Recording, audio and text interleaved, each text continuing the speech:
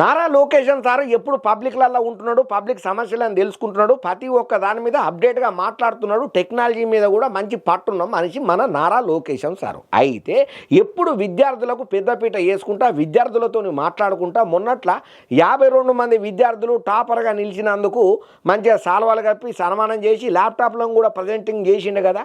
ఇక ఇప్పుడు అటువంటి విద్యార్థులు అందరు కోసానికని చెప్పి ఒక కొత్త అప్డేట్ను తీసుకొచ్చిండు. దాంతోపాటు మెగా డిఎస్సి మీద ఒక బిగ్ అప్డేట్ని చెప్పిండు నారా లోకేషన్ సారు.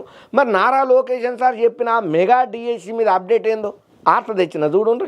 ఇంకో 5 రోజులల్లో డిఎస్సి నోటిఫికేషన్ ఇస్తామని చెప్పి ప్రకటన చేసిండయ్యా మంత్రి నారా లోకేషన్ సారు. 16,347 పోస్టుల మెగా డిఎస్సి మీద మంత్రి నారా లోకేషన్ సారు కీలక ప్రకటననే చేసిండు.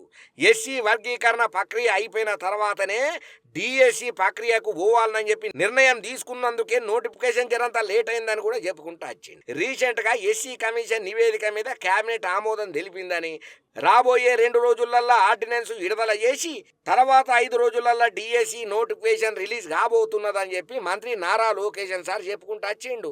అయితే జూన్ 30వ తారీఖు నాటికి వాట్సాప్ ద్వారా 500 రకాల పౌర సేవలను అందుబాటులోకి ఉంటాయని చెప్పుకుంటూ వచ్చిండు. 100 రోజులల్లో ఏఏ ఆధారిత వాయిస్లు ఎనేబుల్ సేవలను తీసుకొస్తామని కూడా అన్నాడు. ఇక సిర్పు 10 సెకండ్లలోనే పౌరులకు సేవలను అందించాలని చెప్పి ప్రభుత్వం లక్ష్యంగా పెట్టుకున్నదని, ప్రతి ఒక్క సమస్యను ప్రతి ఒక్క ఆలోచనను మేము పునరాలోచన చేసుకుంటున్నామని, రాష్ట్ర భవిష్యత్తును దృష్టిలో పెట్టుకొని విద్యార్థుల ఆలోచనలను మా మతిలో పెట్టుకొని వాళ్ళకు అనుకూలంగా ఏది చేస్తే మంచిగా ఉంటుంది, ఇవాళ రేపు చదువుకునే పిల్లగాళ్ళకి ఎటువంటి ఫాయిదాలు ఎటువంటి ఉద్యోగాలకు సంబంధించినవి మనము ఆర్డర్లు పాస్ చేస్తే మంచిగా ఉంటుందనే దాని మీద మేము గట్టి ఫోకస్ పెట్టి ఆ విధంగానే పెద్ద పెద్ద అధికారులతో మేము మాట్లాడుకుంటూ వస్తున్నామని కూడా నారా లోకేషన్ సార్ చెప్పుకుంటూ వచ్చిండు. ఏదేమైనా కానీ నారా లోకేషన్ సార్ ఈ మధ్య కాలంలోనైతే పబ్లిక్ తోనే మమేకంగా ఉంటున్నాడు, పబ్లిక్ తోనే తిరుగుతున్నాడు. పబ్లిక్ సమస్యలను తెలుసుకుంటా ఎప్పటికప్పుడు విద్యార్థులతోని కలిసి చాలా సేపు కాలేజీలల్లో స్కూళ్ళల్లో గట్టిగానే ఫోకస్ పెట్టి వాళ్ళందరి ఎదుగుదలకు బగ్గనే ఆలోచన చేస్తున్నాడు అని చెప్పి మొన్నట్లా మనం టాప్ ర్యాంకర్లుగా వచ్చినటువంటి దగ్గర